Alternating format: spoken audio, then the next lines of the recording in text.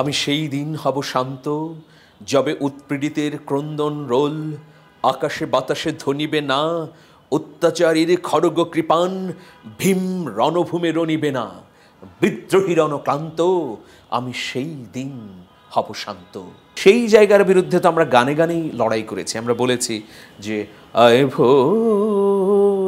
ভোর তোর জন্য এই স্বপ্ন দেখা। সবাইকে বিকশিত হওয়া দেওয়া উচিত, কারণ একটা বাগানে শুধু গোলাপি থাকবে, সেখানে হাসনা হেনাকে ফুটতে দিবেন না, জুই ফুটবে না, দুলন চাপা ফুটবে না, তা তো হয় না।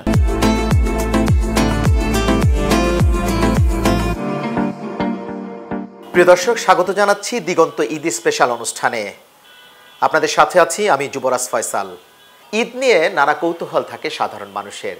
কেমন কাটে তারকাদের ঈদ, কেমন ছিল তাদের ছোটবেলার ঈদ, এইসব বিষয়ে কথা বলবো জনপ্রিয় সঙ্গীত শিল্পী আমিরুল মোমিনীর মানিকের সাথে। মানিক ভাই, আপনাকে স্বাগত।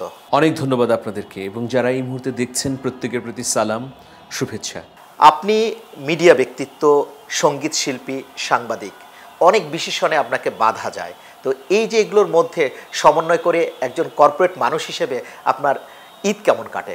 আমি জীবনটাকে একটা ট্রেনের মতো মনে করি, যে ট্রেন তার নিজস্ব একটা গতি থাকে যখন চলে, বা ট্রেনের গতি বাড়ানো যায়, কমানো যায়। একজন মানুষ তিনিও তার গতিকে বাড়াতে পারেন, কমাতে পারেন।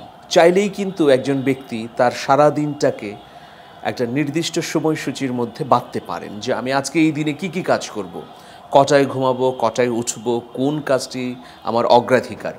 তো সেই হিসেবে আসলে শিল্প সাহিত্যের নানা ধরনের কাজ করার আমি চেষ্টা করি প্রতিনিয়ত।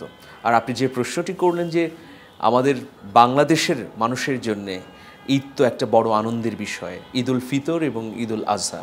আমার কাছে সবসময়ই যেটা মনে হয় যে আমাদের শৈশবের সময়টা চমৎকার ছিল। আমরা এখন যখন গ্রামের বাড়িতে যাই, তখন সেই শৈশবে ফিরে যাই। সেই মেঠো পথ, নদী, সবুজ গ্রাম, প্রকৃতি, মানুষের সাথে কথা বলা, একদম মানে নির্ভর একটা সময় কাটাতে পারি ঈদের সময়টাতে। এটাই আসলে বারবার স্মৃতিতে ফিরে যাওয়া, শৈশবে স্কুল বেলায় যে স্মৃতিগুলো আসলে ফেলে এসেছি, আর কখনো এই জীবনে আসবে না। কিন্তু যখন মেঠো পথ দিয়ে হাঁটি, যখন গ্রামের আল পথে যাই, তখন ওইগুলো বারবার মনে পড়ে। আমার মনে হয় যে ঈদের সবচেয়ে আনন্দ ঘন মুহূর্ত হচ্ছে গ্রামে যাওয়া, গ্রামের মানুষের সঙ্গে কথা বলা, প্রকৃতির সঙ্গে একাত্ম হয়ে যাওয়া। ছেলেবেলার ঈদ আর এখনকার ঈদ, এই দুটোর মধ্যে কিভাবে মানে নিজের কোনো অভিজ্ঞতা আছে কিনা? ছোটবেলার ঈদের সাথে এখনকার ঈদের পার্থক্য আছে কিনা? তফাৎ তো অনেক।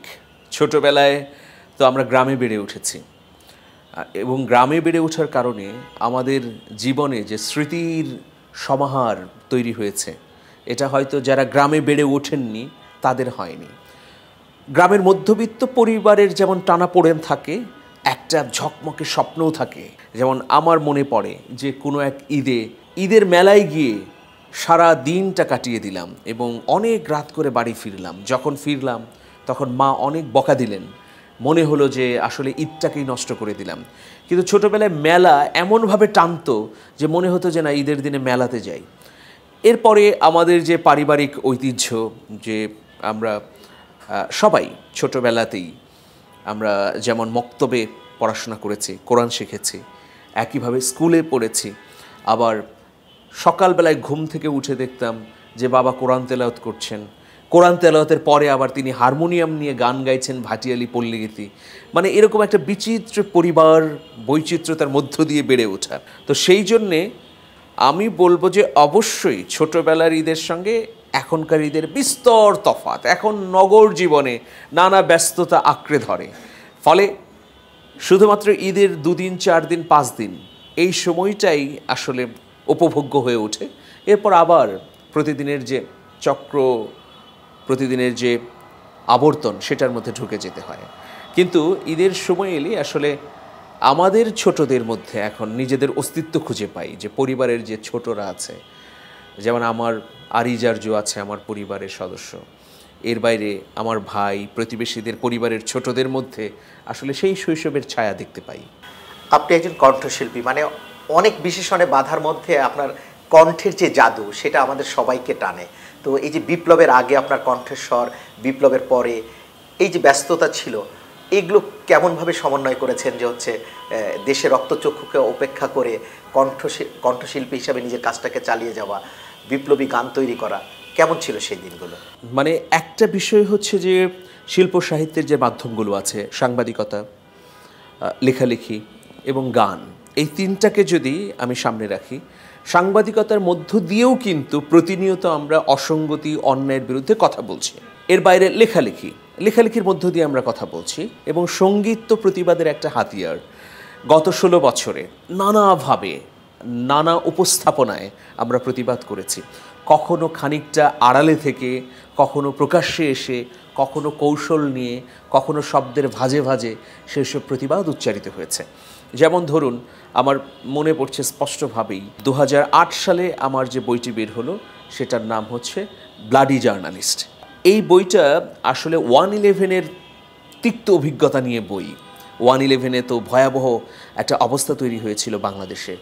সেনা ব্যাকড সরকার ছিল, সেই সরকার অনেক নিপীড়ন নির্যাতনও করেছে রাজনীতিকদের। আমরা যে প্রত্যাশা করেছিলাম যে তারা সুশাসন আনতে পারেনি, সেই ঘটনা নিয়ে ব্লাডি জার্নালিস্ট।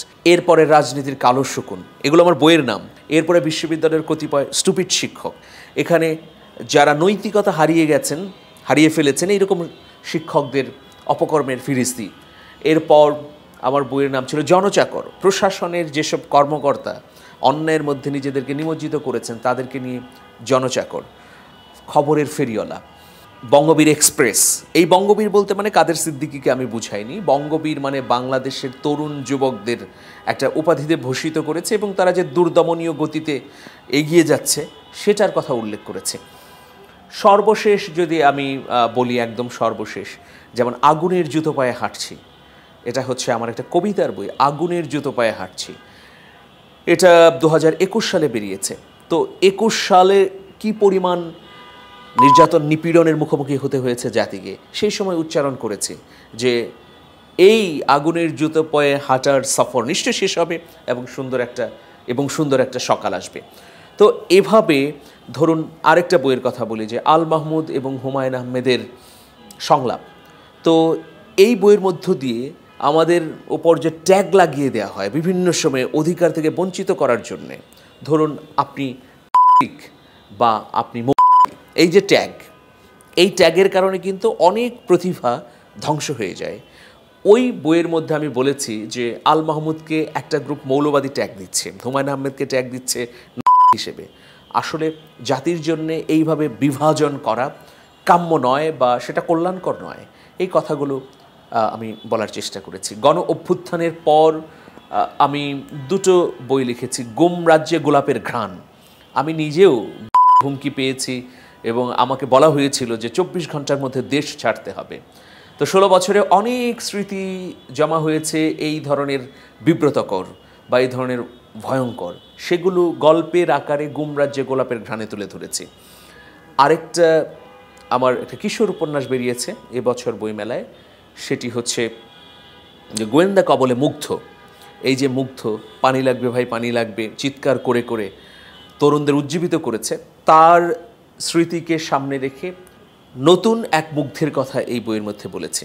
এটা হচ্ছে লেখালেখির কথা। আমি গানের কথা যদি বলি, গত 16 বছরে আইভোর গান লিখেছি, আইভোর, জাগো, উদ্দীপনামূলক গান, দুর্নীতির বিরুদ্ধে প্রচণ্ড দ্রোহ, ছাত্রবেলায় প্রেম করতে গিয়ে যে অনেকের জীবন ধ্বংস হয়ে যায় সেটার কথা আমি বলেছি। আসিফ আকবর ভাই এখানে একসাথে কণ্ঠ দিয়েছেন। এরপর আমি তো বললামই যে আইভোর নচিকেতার সঙ্গে গিয়েছি, নীল পরকিয়া নচিকেতার সঙ্গে গিয়েছি। এরপর সকাল হবে কি, একদম সর্বশেষ গান, বিপ্লবের আগে আগে এটা বেরিয়েছে, সকাল হবে কি, এটাতেও নচিকেতা চক্রবর্তী দাদা, আমি এবং আরেকজন শিশুশিল্পী গিয়েছে। তো এভাবে যদি আমি বলি যে যেমন আগুনের জুতো পায়ে হাঁটছি, যেমন একটা বই বের হলো, কবিতার বই, ঠিক একইভাবে রথীন্দ্রনাথ রায়ের সঙ্গে আমরা একটা গান করেছিলাম, ওই লিরিক দিয়ে আগুনের জুতো পায়ে হাঁটছি। মানুষ কবে মানুষ হবে, খায়রুল বাবুর লেখা, আমার সুর করা এবং গাওয়া। তো এই যে কাজগুলো, এগুলো কিন্তু ধারাবাহিকভাবে মানুষকে অন্যায়ের পথ থেকে ফিরিয়ে আনার একটা প্রচেষ্টা, পাশাপাশি শাসকের বিরুদ্ধে শব্দ দিয়ে দ্রোহ করা। তো সব মিলিয়ে বলা যায় যে আমাদের লড়াইটা আসলে 1 বছর 6 মাস বা 3 মাসের লড়াই ছিল না কখনোই। আমরা গত 16 বছর বা তার আরও আগে থেকেই লড়াই করছি সমাজকে পরিশুদ্ধ করার জন্যে। আমাদের চিন্তা ভাবনাগুলো আস্তে আস্তে ছড়িয়ে গেছে, একটা ভিত্তি তৈরি হয়েছে, যে ভিত্তির কারণে আসলে গণ অভ্যুত্থান ত্বরান্বিত হয়েছে। সুতরাং আমরা মনে করি বা আমি মনে করি যে এই গণ অভ্যুত্থানের মাস্টার মাইন্ড হচ্ছে সমগ্র বাংলাদেশের সমগ্র মানুষ। বিপ্লবের পরে এবার ঈদ, এইটার মানে অনুভূতিটা কেমন? যে হচ্ছে এমন এবারের যে ঈদ একেবারে মুক্ত আকাশে বলা যায় যে হচ্ছে ফ্যাসিস্ট নেই, একটা নিজেদের স্বাধীন বলা যায়, একটা বিপ্লবের পরের ঈদ, এইটা কেমনভাবে উপভোগ করবে? বিপ্লবের পরে আমরা প্রথমে তো ঈদুল ফিতর কাটালাম, এবার ঈদুল আজহা। বিপ্লবের পরের ঈদের অনুভূতি তো অন্যরকম। যেমন একটা বিষয় বলি যে ঈদের আগে ভিন্ন মতের মানুষদের ব্যাপক হারে গ্রেফতার করা হতো, গণগ্রেফতার বলা যায়। মানে পরিস্থিতিটা এমন যে আমার রাজনৈতিক দলের তুমি সদস্য নও, বা তুমি আমার সঙ্গে একমত নও, বা অন্য কোনো রাজনৈতিক দল করো, অথবা তুমি দল করো না, আমার সঙ্গে কোনো সম্পর্ক নেই, এরকম সকল ব্যক্তিই কিন্তু ঈদের আগে ঝুঁকির মধ্যে থাকতেন, ভয়ে থাকতেন যে আমিও গ্রেফতার হয়ে যাই কিনা, আমি কোনো নিপীড়নের মুখোমুখি হই কিনা। তো গত ঈদুল ফিতরও নির্বিঘ্নে কাটাতে পেরেছে দেশবাসী। এবারও এই ঈদুল আজহা মুক্তভাবে আমরা কাটালাম, চমৎকারভাবে আমরা কোরবানি দিয়েছি পশুর হাটে। তুলনামূলক চাঁদাবাজি কম ছিল, নৈরাজ্য কম ছিল, এটা একটা ভালো দিক। এরপরেও বিভিন্ন রাজনৈতিক দলের কর্মী সমর্থকরা বিভিন্ন জায়গায় চাঁদা তুলেছে বা নিপীড়ন জুলুম করেছে, এরকম খবর বা আমরা প্রত্যক্ষও করেছি। তো আমরা প্রত্যাশা করব যে বিপ্লবের যে স্পিরিট, জুলাই অভ্যুত্থানের যে চেতনা, সেই চেতনা হচ্ছে যে বৈষম্যমুক্ত বাংলাদেশ এবং মানুষের উপর একটা নিপীড়ন নিবর্তনমূলক শাসনের অবসান। আমি বলতে চাই যে যারা এখনও স্পিরিটকে ধারণ করতে পারছেন না, তাদের উচিত অবিলম্বে আত্ম উপলব্ধি করা যে না, জুলাই থেকে আমরা যদি শিক্ষা না নিই তাহলে আমাদেরও ধ্বংস নিশ্চিত। আমরা দুটো বিষয় নিয়ে কথা বলবো, আপনার গান নিয়ে কথা বলবো। নচিকেতার সাথে আপনার যে গান করেছেন, শুরুটা কিভাবে হয়েছিল? ওপার বাংলা এপার বাংলা মিলে সঙ্গীতের যে চর্চাটা, আপনার শুরুটা কিভাবে হয়েছিল? নচিকেতা চক্রবর্তী পশ্চিমবঙ্গের জনপ্রিয় কণ্ঠশিল্পী, তার গান আমরা ছোটবেলা থেকেই শুনি। স্কুল বেলায় তার গান দারুণভাবে আপ্লুত করেছে আমাকে। আমি আমার শৈশবে কাজী নজরুল ইসলামকে আপন ভাবতাম। মানে কাজী নজরুল ইসলামের বালকবেলা, শৈশবকাল, লেটো দলে গিয়ে গান গাওয়া, কখনো মুয়াজ্জিন হওয়া, আবার রুটির দোকানে কাজ করা, তার লম্বা লম্বা চুল, তার শৈশবের কাহিনীগুলো তো আসলে ছোটোবেলায় পড়ে শেষ করেছি। আমাদের বাড়িতে একটা সমৃদ্ধ লাইব্রেরি ছিল, সেখানে রবীন্দ্রনাথ, কাজী নজরুল ইসলাম, মানিক বন্দ্যোপাধ্যায়, বিভূতিভূষণ, এদের বইগুলো মানে পড়েছি। কায়কোবাদ পড়েছি, মীর মোশাররফ হোসেন পড়েছি। তো সেই জায়গা থেকে যখন স্বপ্ন দেখতাম, সবসময় নজরুলকে সামনে রাখতাম, যে তার সেই ঝাঁকড়া চুল, তার মতো একটা বহেমিয়ান ভাবুক জীবন, লেটো দলে গান গাওয়া, কখনো আবার রুটির দোকানে কাজ করা, মুয়াজ্জিন হওয়া, সেগুলো ভীষণভাবে প্রভাবিত করেছে। তো যখন স্কুল থেকে কলেজে পা দিলাম 90 দশকের মাঝামাঝি সময়, সেই সময়ে নচিকেতারও উত্থান হলো ভারতের পশ্চিমবঙ্গের কলকাতায়, তার গানগুলো বিপুল জনপ্রিয় হলো। তখন থেকেই দাদার গানের সঙ্গে পরিচয়। পরবর্তীতে বিশ্ববিদ্যালয় জীবন শেষ করে যখন প্রফেশনে এলাম, একটা স্বপ্ন ছিল যে একসঙ্গে কাজ করব। আসলে গানে গানে হঠাৎ করে পরিচয় হয়ে গেল। আমার গান তিনি পছন্দ করলেন, অনেক দিন আগে গান দিয়ে রেখেছিলাম, 1 বছর পর তিনি মেল করে জানালেন যে গান পছন্দ হয়েছে, তিনি রেকর্ড করতে চান। তো এরপরে রেকর্ড হলো। এরপর থেকে তো আয় ভোর যখন প্রথম হলো, তারপর থেকে বেশ কটি গান প্রকাশিত হয়েছে। ইতিমধ্যে 6টি কাজ করেছি নচিকেতা চক্রবর্তীর সঙ্গে, কাজগুলো আলোচিত হয়েছে, বোদ্ধামহলে প্রশংসিত হয়েছে। তো সবচেয়ে আমার একটা অবাক লাগে যে মানুষের মধ্যে এত ভয়াবহ প্রতিহিংসা কাজ করে, যে আমি নচিকেতা চক্রবর্তীর সঙ্গে কাজ করছি, এটা বাংলাদেশের একটা গ্রুপ, ছোট্ট একটা গ্রুপ মেনে নিতে পারলো না। তারা সরাসরি নচিদাকে ফোন করলো বাংলাদেশ থেকে। মানিক তো মৌলবাদী, সে তো উগ্রবাদী, তার সঙ্গে আপনি কেন কাজ করছেন? তখন নচিদা বললেন প্রতি উত্তরে যে যে আইভোরের স্বপ্ন দেখাতে পারে সে কিভাবে মৌলবাদী বা উগ্রবাদী হয়। তো দেখুন, আমাদের মানুষরা যদি এরকম প্রতিহিংসা পরায়ণ হয়, তাহলে একজন তরুণের উত্থানের ক্ষেত্রে কিন্তু প্রতিবন্ধকতা তৈরি হয়। তো আমি মনে করি মত পথ যার যাই থাকুক না কেন, সবাইকে বিকশিত হওয়া দেওয়া উচিত, কারণ একটা বাগানে শুধু গোলাপি থাকবে, সেখানে হাসনা হেনাকে ফুটতে দিবেন না, জুই ফুটবে না, দুলন চাপা ফুটবে না, তা তো হয় না। কিন্তু আমরা রাজনৈতিক সাম্প্রদায়িকতার নামে এভাবেই কিন্তু বিভাজন করেছি। শুধুমাত্র মতের বিরোধ থাকার কারণে আমাদের প্রতিভাকে একদম দুমড়ে মুচড়ে ধূলিসাৎ করে একদম অপাংক্তেয় করে দেওয়া হয়েছে। তো সেই জায়গার বিরুদ্ধে তো আমরা গানে গানেই লড়াই করেছি। আমরা বলেছি যে আয় ভোর তোর জন্য এই স্বপ্ন দেখা, হায় দিন যায় রাত যায় তোরই অপেক্ষায়, তোকে পেলেই পাবো মুক্তির রেখা, আয় ভোর আয় ভোর।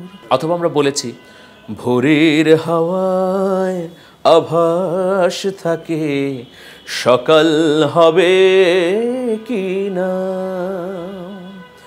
গহীন রাত্রি শেষে আলো আসবে,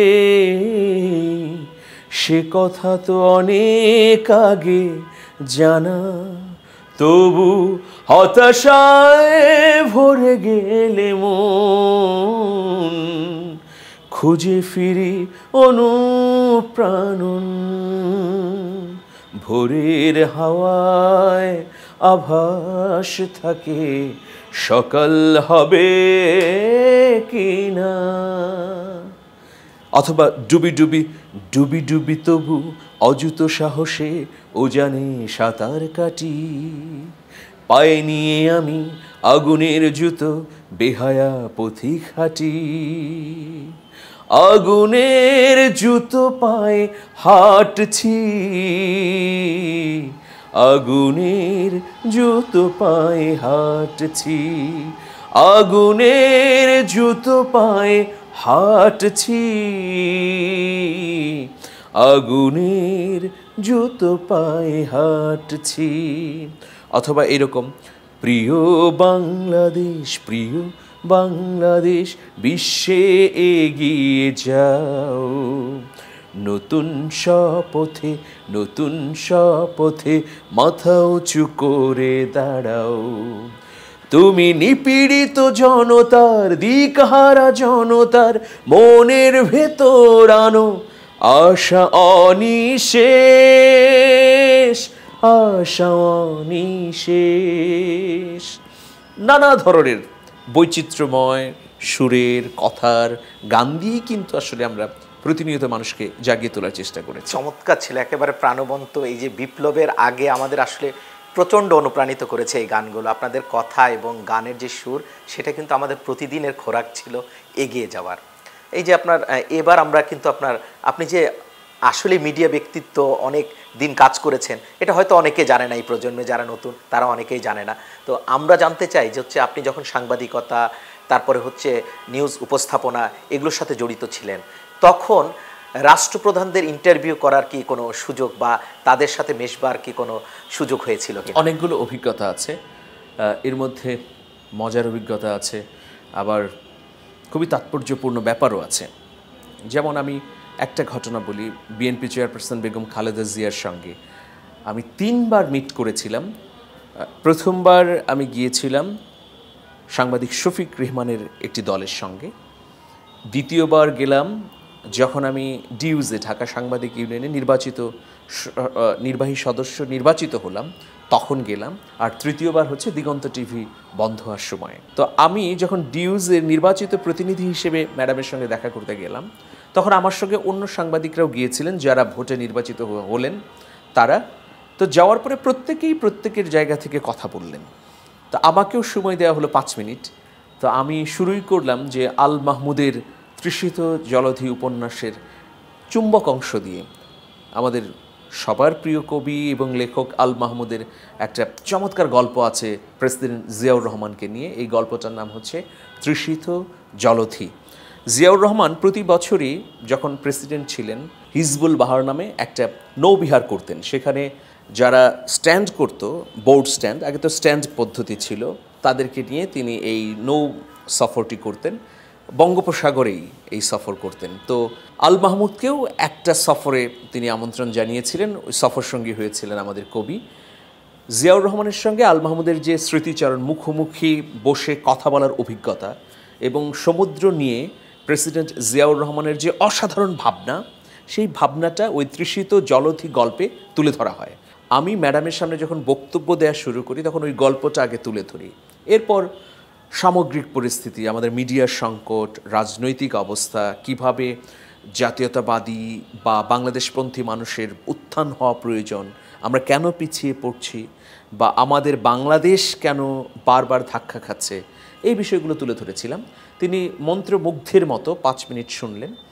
তো আমি ওইখানে মিডিয়ার কিছু সংকটের কথা বলেছিলাম যে দেখুন, আপনি ক্ষমতায় ছিলেন কয়েকবার, আপনি অনেকগুলো গণমাধ্যমের অনুমোদন দিয়েছেন, কিন্তু সেই গণমাধ্যমগুলো এখন দেশের পক্ষে কথা বলছে না। তো আমার এই বক্তব্য শেষ হওয়ার পর বেগম জিয়া ম্যাডাম তখন তার পাশে বসা শামসুল ইসলাম, সাবেক তথ্যমন্ত্রী, তাকে দেখিয়ে বললেন যে এই যে ওনাদেরকেই আমরা আসলে তথ্য মন্ত্রণালয়ের দায়িত্ব দিয়েছিলাম, মিডিয়ার লাইসেন্স দেওয়ার দায়িত্ব দিয়েছিলাম, উনি আসলে কাকে দায়িত্ব দিয়েছেন, কিভাবে কি করেছেন আমার বোধগম্য না। তাদের ব্যর্থতার কারণে আজকে গোটা জাতি ভুক্তভোগী। এবং আমাকে খুবই অ্যাপ্রিসিয়েট করলেন, বললেন যে আপনি অসাধারণ বলেছেন, আপনি এভাবে পরামর্শ দেবেন আমাদেরকে, তাহলে আমরাও অনেক অনেক পথ খুঁজে পাব। তো এটা আমার একটা সাংবাদিকতার জীবনে গুরুত্বপূর্ণ অভিজ্ঞতা যে বেগম জিয়া আমার বক্তব্য পিনপতন নীরবতায় শুনলেন, আপ্লুত হলেন, আমাকে আহ্বান জানালেন যে আপনি এই কথাগুলো বলতে থাকুন এবং আমাদের সহযোগিতা করুন। এবং সাথে সাথে তিনি তার সাবেক তথ্যমন্ত্রীকে ধরলেন যে কেন এরকম হচ্ছে। আসলে চমৎকার একটা অভিজ্ঞতা। একটা হাসির অভিজ্ঞতা বলি যে তখন 1/11 2007 সাল, আপনারা জানেন যে প্রেসিডেন্টের সংবাদ কাভার করতে হলে এসএসএফের পাশ লাগে এবং নিরাপত্তা হিসেবে এসএসএফ থাকে। তো এটা হোটেল শেরাটনে একটা অনুষ্ঠান ছিল। তো সেখানে আমরা প্রবেশ করেছি, মানে আমি এবং ক্যামেরাম্যান, আমি তখন বৈশাখী টিভিতে রিপোর্টার হিসেবে কাজ করছি। তো আমার ক্যামেরাম্যান শুধু ক্যামেরা নিয়েছে, আমি ট্রাইপড নিয়েছি, কিন্তু আসলে ভুলক্রমে গাড়ি থেকে মাইক্রোফোন নেওয়া হয়নি। আমরা সবাই জানি যে যারা টিভিতে কাজ করি যে আমরা মাইক্রোফোনকে কিন্তু বুম বলি। হ্যাঁ, তো আমি গাড়ি থেকে নামলাম, ক্যামেরাম্যান আমার পেছনে পেছনে, একটু ভেতরে গেলাম, তখন এসএসএফের নিরাপত্তা বেষ্টনী। তো আমি একটু লাউডলি বললাম যে সমীর ভাই, আপনি বুম কেন আনেননি? তো এই বুম শব্দটা উচ্চারণের সঙ্গে সঙ্গে এসএসএফ আমাদের ঘিরে ধরলো, বিশেষ করে আমাকে, যে এখানে আমি আবার কোনো বুম নিয়ে আসছি কিনা। তখন প্রেসিডেন্ট হচ্ছেন অধ্যাপক ইয়াজউদ্দিন আহমেদ, তো তার অনুষ্ঠানই আমি কাভার করতে গিয়েছিলাম। তো আমি বুম বলার সঙ্গে সঙ্গে আমি 2-3 বার বলেছি যে বুমটা কেন আনলেন না, বুমটা আনেন গাড়ি থেকে। তো এই কথাগুলো শুনে এসএসএফ ঘিরে ধরলো, আমাকে আটকিয়ে ফেললো। এদিকে ক্যামেরাম্যান অবশ্য গাড়ির দিকে ছুটে যাচ্ছিল বুম আনার জন্য। তো আমাকে তখন এসএসএফের সদস্যরা বললো যে আপনি বুম নিয়ে আসছেন কেন, আপনাকে তো দেখছি সাংবাদিকতা করতে এসেছেন, আপনি তো সাংবাদিক পরিচয় দিলেন, এখন ওর বুমের কথা বলছেন, আপনি কোথায় বুম রেখেছেন বের করেন। একদম সিরিয়াস হয়ে গেল তারা। হ্যাঁ, তো আমি একটু মিটিমিটি হাসছি, আমি বললাম যে একটু অপেক্ষা করেন, বুম আনছে। বলে যে আপনি ইয়ার্কি করছেন, আপনি নিরাপত্তা বিঘ্নিত করছেন, আপনাকে তো এখনই আমরা অ্যারেস্ট করব। আপনার ক্যামেরাম্যান কোথায়, কোথায় রেখেছেন বুম?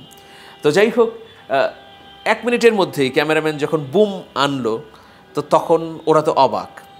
আমি বললাম যে এটা হচ্ছে বুম, মানে মাইক্রোফোনটাকে দেখিয়ে বললাম যে দেখেন এটার কথা বলেছি। তো বললো যে মানে, ওখানে যিনি কমান্ডিং অফিসার ছিলেন, মানে আমি বললাম যে আমরা টিভি সাংবাদিক যারা আছি তারা সংক্ষেপে এটাকে, এই মাইক্রোফোনটাকে বুম বলি, মানে এটা বুম মাইক্রোফোন, কিন্তু এটাকে বুম বলি। তো তখন একটা হাসির রোল পড়ে গেল, ওরা অবাক হয়ে গেল যে এই বুম কি আসলে তাহলে সেই বুম। তো এই ধরনের মজার অভিজ্ঞতা অনেক আছে। তো আসলে সাংবাদিকতা করতে গিয়ে তো বাঁকে বাঁকে অভিজ্ঞতা তৈরি হয়, অভিজ্ঞতার মধ্য দিয়েই একজন সাংবাদিক পোক্ত হয়, তার কলম আরও শানিত হয়, তার চিন্তা আরও বিস্তৃত হয়। তা আমি সাংবাদিকতাটা সবসময় এনজয় করি এবং এটাকে মন থেকে পছন্দ করি। এবারের ঈদ নিয়ে পরিকল্পনা কি? বরাবরের মতোই ঈদ নিয়ে আলাদা কোনো পরিকল্পনা নেই। সবচেয়ে আনন্দের হচ্ছে ঈদ উপলক্ষে বাড়ির দিকে রওনা দেয়া, রওনা দিতে দিতে গ্রাম দেখা, মেঠো পথ দেখা, মানুষ দেখা, এগুলো আমার কাছে খুব ভাল লাগে। এবং গ্রামের নদী, মেঠো পথ, স্কুল, মানুষদের সঙ্গে কথা বলা, গ্রামে বসে বৃষ্টি উপভোগ করা। এখন যদিও বিলগুলো নেই, মরে গেছে। ছোটোবেলায় যে মাছ ধরতাম, একটু বৃষ্টি নামলে মাছ আসতো, সেইগুলো আবার পরিদর্শন করা, মানে রিকলিং, স্মৃতিতে ফিরে যাওয়া, এটাই সবচেয়ে আনন্দের। এবং আরও বড় আনন্দের হচ্ছে বাবা মার সঙ্গে ঈদের সময় কাটানো। এই যে শত ব্যস্ততা, গান, মিডিয়া, কর্পোরেট, এগুলো সবগুলোকে সমন্বয় করে পরিবারকে কতটুকু সময় দেওয়া হয়? পরিবারকে অবশ্যই সময় দেওয়া হয়, একদম যে দেওয়া হয় না তা না, তবে সবগুলো ম্যানেজ করতে গিয়ে খানিকটা কম যায় পরিবারের কাছে সময়। এখন আমি তো কর্পোরেট জগতেও আছি। আপনারা অনেকেই হয়তো জানেন যে হামদর্দ ল্যাবরেটরিজ ওয়ার্ক বাংলাদেশের আমি পরিচালক তথ্য গণসংযোগ হিসেবে কাজ করছি।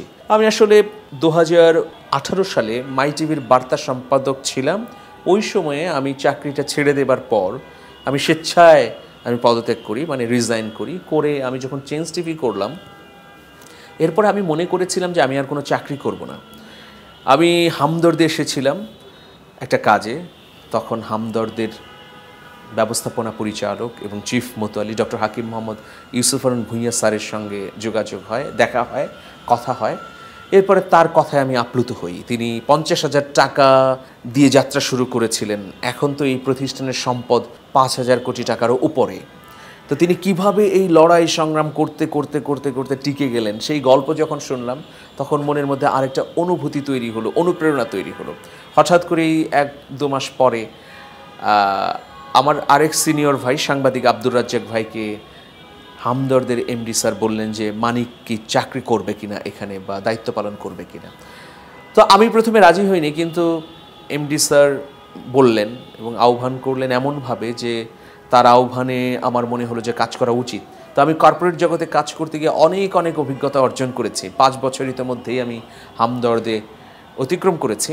কিন্তু সবচেয়ে বড় বিষয় হচ্ছে যে একটা corporate house, professional corporate house একটা রাষ্ট্রের মতো। একটা রাষ্ট্র পরিচালনার জন্য যা যা বিষয় থাকে কর্পোরেট হাউসের মধ্যেও থাকে। সেখানে রাজনীতি থাকে, অর্থনীতি থাকে, উন্নয়ন থাকে, গবেষণা থাকে, চক্রান্ত ষড়যন্ত্র তো থাকেই। তো আমি ডক্টর হাকিম মোহাম্মদ ইউসুফ হারুন ভূঁইয়া স্যারের কাছ থেকে অনেক বিষয়ে শিখেছি, যেগুলো আসলে সাংবাদিকতা জগতে আমি শিখতে পারিনি। তো এটা আমার জন্য একটা বড় অর্জন। বিশেষ করে আমি তো বললামই যে ছোট থেকে বড় হবার যে জীবন্ত একটা নিদর্শন আমাদের হামদর্দের এমডি মহোদয় হচ্ছেন সেই একটা উদাহরণ। তো তিনি 50,000 টাকা যখন হাতে পেয়েছিলেন, এই প্রতিষ্ঠানের মাত্র সম্পদ ছিল 50,000 টাকা, আর লোন ছিল 6 গুণ, প্রায় 3 লাখের মতো। সেই জায়গা থেকে তিনি এত বড় প্রতিষ্ঠান করলেন। তো এটা তো আমার জন্য একটা অভিজ্ঞতা। তার কাছে থেকে কাছাকাছি মিশে অনেক কিছু শিখলাম। ফলে তিনি যে সাইকেল চালিয়ে যে প্রতিষ্ঠানকে শুরু করলেন, সেই প্রতিষ্ঠান আজকে এত বড় পর্যায়ে এলেন। এই প্রেরণাটা আমার মধ্যেও কাজ করে যে আমরা নিশ্চয়ই আমরাও বড় কিছু করতে পারবো এবং বাংলাদেশকে আমরা আশার আলো দেখাতে পারবো। তো কর্পোরেট হাউসে কাজ করে এটা আমার একটা বড় অভিজ্ঞতা হয়েছে। এর বাইরে আপনারা জানেন যে হলুদ সাংবাদিকদের দৌরাত্ম্য, হ্যাঁ, টেবিল রিপোর্টিং, টেবিলে বসে আজগুবি গল্প সাজানো, এগুলোরও নানা ধরনের মুখোমুখি হয়েছি, সমাধান করেছি। এখানে কাজ করতে গিয়ে রাষ্ট্রীয় গুরুত্বপূর্ণ পর্যায় পর্যন্ত বসতে হয়েছে, সমঝোতা, আলাপ আলোচনা, বৈঠক করতে হয়েছে। সরাসরি এমডি মহোদয়ের দিক নির্দেশনা, তার কলা কৌশল রপ্ত করতে পেরেছি। এগুলোই বড় অর্জন। সব কিছু মিলিয়ে মনে করি যে মানুষের জীবন একটা চলমান ট্রেনের মতো। সেই ট্রেনটাকে নির্বিঘ্ন রাখতে হলে যেমন জ্বালানি দরকার, আর এই জ্বালানিটা হচ্ছে অনুপ্রেরণা, নিজেকে সবসময় জাগিয়ে রাখা। এভাবেই চলতে থাকা। একসময় যখন জ্বালানি শেষ হয়ে যাবে তখন ফুরিয়ে যাওয়া। সাংবাদিকতা, কর্পোরেট, সঙ্গীত, কোনটা বেশি টানে আপনাকে? সবই। আসলে সব কেন, যখন যে কাজটা করি তখন এটাকে মন দিয়ে করার চেষ্টা করি অন্তত। হচ্ছে কি হচ্ছে না সেটা আলাদা বিষয়, চেষ্টা করি। যখন লেখালেখি করছি তখন ভাবছি যে এটা যেন সেরা হয়, যখন কর্পোরেট কাজ করছি যে এই কাজটাতে যেন সফল হই। এভাবে আসলে প্রতিনিয়ত লেগে থাকা, চেষ্টা করা। এবং আমার মনে হয় যে মানে আমার মতো একজন প্রতিভাহীন মানুষ কেবল টিকে আছি এই শহরে একটাই কারণ, লেগে থাকা। এইটাই আমার কাছে অনুপ্রেরণা, যে লেগে থাকতে থাকতে ছোট ছোট সফলতা দিয়ে আজকে হয়তো একটা খানিকটা দৃশ্যমান সফলতা মানে আমরা দেখতে পাচ্ছি। দিগন্তের দর্শকদের জন্য আপনার কণ্ঠে কোনো একটা আবৃত্তি শুনতে পারি কিনা? অবশ্যই আমি এই সংকটে, এই দুর্যোগে আমি দুজন বিখ্যাত কবির অংশবিশেষ কবিতার পড়ে শোনাব। আমাদের জাতীয় কবি কাজী নজরুল ইসলামের একটা অংশ এবং কবি ফররুখ আহমেদের। আমি সেই দিন হব শান্ত, যবে উৎপীড়িতের ক্রন্দন রোল, আকাশে বাতাসে ধ্বনিবে না, অত্যাচারীর খড়গ কৃপান, ভীম রণভূমে রণিবে না, বিদ্রোহী রণক্লান্ত, আমি সেই দিন হব শান্ত। জাগো বন্দরে কৈফিয়তের তীব্র ভ্রুকটি হেরি, জাগো অগণন কথিত মুখের নীরব ভ্রুকটি হেরি, দেখো চেয়ে দেখো সূর্য ওঠার কত দেরি পাঞ্জেরি। মানিক ভাই, আপনার হাজারো ব্যস্ততার মাঝে আমাদেরকে সময় দিয়েছেন, সেজন্য অনেক অনেক কৃতজ্ঞতা এবং ধন্যবাদ। দিগন্তের দর্শকদের জন্য যদি কিছু বলতে চান। অনেক অনেক ধন্যবাদ আপনাকে, যারা অন্তরালে কাজ করলেন তাদেরকে, নয়া দিগন্তের লাখ লাখ কোটি কোটি দর্শককে, কোটি কোটি দর্শককে আমি বলবো, কারণ ইতোমধ্যেই সেটা দৃশ্যমান হচ্ছে।